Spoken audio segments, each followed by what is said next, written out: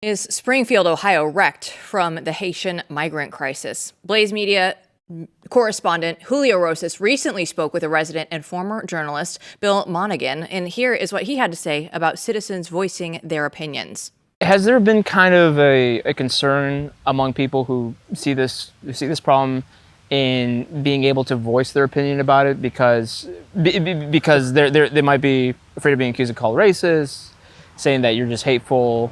It's just Middletown America not wanting foreigners. Has there been a concern about that? Oh yeah, definitely. I would say that's a huge concern people have because you can see it. If you go back at the old city commission meetings, they ignore you when you're talking. They just sit there and look at their timer and wait until your 3 minutes are up. There was more give and take back before. Now they've kind of tightened that up. But they ignore you. They insinuate that your concerns are based in some sort of misplaced racial antipathy. When people are raising, again, issues like lack of affordable housing, lack of housing at all, jobs that aren't posted locally that are being basically hired out through temp agencies that have contracts to bring mass migrants into Springfield, into the area. So yeah, so again, being ignored and being called racist is, I think, a big part of the reason why people are concerned about talking. Bill joins us now. So thanks so much for your time. I want to start with just asking you how your town has transformed since the migrants arrived. Well, again, I think the big thing is the impact it's had on housing. Rents went way up a couple years ago, and I'm sure they're still going up more. And people are getting put out so that they can bring in migrants who are able to pay more because they're getting subsidized. There's also concerns that the public safety system was kind of bad for a while. Springfield has led the state in certain categories of violent crime for a long time, and we passed a levy to increase police and fire services, but somehow we ended up getting less. There's slower response time by the police, EMTs. They're hampered. A lot of times they'll go to a situation where no one speaks English, so they have to wait, get an interpreter on the line. That, I understand, costs like $1.50 a minute to this bill to the city. So like a 15-minute call might end up being a 45-minute call plus all the added expense. Schools are being overcrowded. Special education programs those slots they seem to go to migrant children first, so that kids that need like special education can't get it. Healthcare is overrun. The public health service in town, Rocking Horse, they're not taking new patients. Last I heard, you have to go a couple counties away to get public health services. Job and family services, from what I understand, is usually full up with migrants getting services, and it's a lot of the workers there on the customer service line speak mostly Haitian and very little English. So if you're a citizen that needs help, they'll have to sometimes lead you around to the back to get help. So yeah, I'd say it's been a big strain, especially again on the poor, the working class, and middle classes.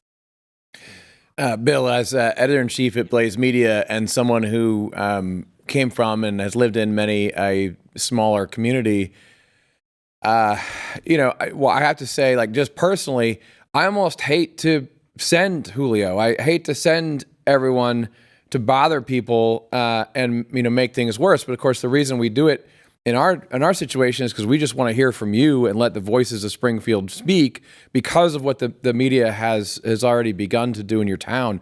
I'm just curious, personally, this has got to be kind of crazy. Like, all of a sudden, this media scrutiny is coming in from all sides. I mean, I hear something with the mayor sort of taking emergency powers.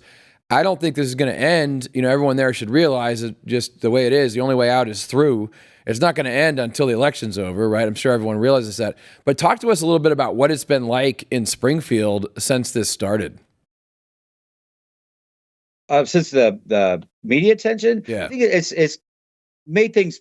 It's heightened the divisions in the community. Again, when people raise concerns, they're talking about economic concerns. Yeah, some cultural clash things, but the opponents, the visiting team, the proponents of the mass migration, they always go back to, your comments are racist, your comments are hateful, and there's really not been much in the way of, that kind of antipathy at all. Again, people are worried about not being able to afford housing here, or if you can't afford it, all your money is going to your housing. You're left with very little after that. Yeah, it's just creating a lot of hardships. The extra attention, again, I think it's just highlighted the divisions that were here. That kind of artificial divide of anything you bring up, we're just going to go back to this playbook of calling you names and ignoring your concerns. So it's just made matters. I don't want to say they've made matters worse. It's just intensified it. I mean, I think it is good. There's national attention on this. People are starting to realize this is already happening in other towns. Yes. And yeah, I just hope people in towns where this isn't this far along can see what's happening here, so they can maybe take measures to safeguard their communities from being just completely overrun. Bill, how long have you lived in Springfield? I'm 62, and other than school and my first couple of entry-level jobs, probably 57 of 62 years. Okay. In about a minute that we have left with you, I know it's so difficult to even just put this into words, but do you think that your town will ever return to what it was, what you grew up with, what you knew most of your life? Oh no, that's that's out the window. I think again, no matter how the election goes, I don't think there'll be a lot will change here. I think it might slow things down. It might even reverse it a little bit. But it's going to be a very different town, and it's been changing, for decades, but this has really accelerated, kind of the decline for, again, working class people. Well, Bill, thanks so much for taking some time to talk not only with us, but also with Julio Rosas earlier this week. They were great. Julio and Charles and Scooter. Yeah, they were great to work with. I appreciate your guys' time. Thanks so much, Phil. Thanks. Yeah, and we'll have videos coming out of Springfield all week long. Yeah, we have talked to many people there. We're just going to show their words, like Bill's words. I mean, Bill seemed like an interesting guy. I would like to talk to him for another hour here on Blaze News Tonight. But, we're just going to keep shining a light on this. This is why we do what we do. This is why we're here.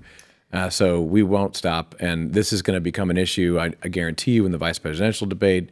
It's not going away. And that's why I say to Bill, I mean, I think things are going to get more intense in Springfield as we move into November.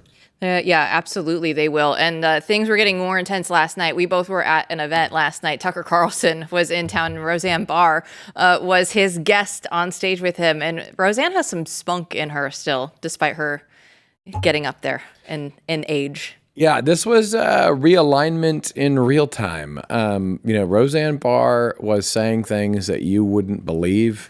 And maybe you would. Yeah, maybe you would. Tucker was, I think, his facial expressions were honest, what he was thinking afterwards. Wow, that was amazing.